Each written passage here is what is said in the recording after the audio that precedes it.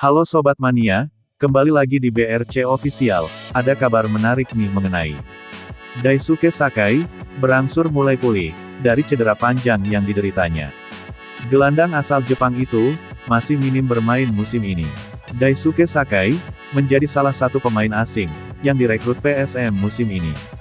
Ia didatangkan dari tim asal India, Kerala Blaster, dengan nilai pasar 5,21 miliar rupiah. Namun, perekrutan Daisuke Sakai belum maksimal. Sebab, gelandang berusia 27 tahun itu, lebih sering absen karena cedera.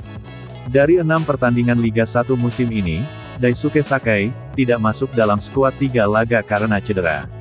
Pemain dengan tinggi 1,67 meter itu, juga belum pernah diturunkan sebagai starter. Meski minim bermain, Daisuke Sakai tergolong cukup tajam. Dia sudah mencetak 1 gol, dalam 74 menit penampilannya di Liga 1.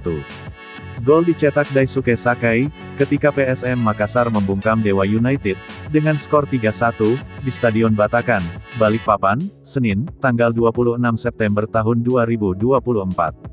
Diketahui, laga berikutnya, PSM akan bermain di ASEAN Club Championship 2024/2025, dengan menghadapi tim asal Myanmar, Sun United FC.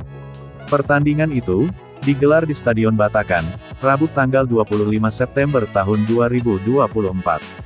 Daisuke Sakai, diprediksi turun di laga tersebut, karena sudah ikut gabung latihan PSM. Kabar pulihnya Daisuke Sakai, turut diposting PSM, di akun Instagram klub.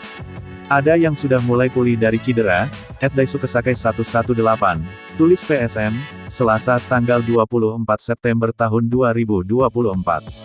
Jika Daisuke Sakai dimainkan, melawan Sun United, maka laga ini akan menjadi debutnya, bermain di ASEAN Club Championship. Nah itu dia sobat untuk update kabar hari ini, bagaimana pendapat kalian sobat? Tulis pendapat kalian di kolom komentar ya sobat, dan jangan lupa like, komen dan subscribe.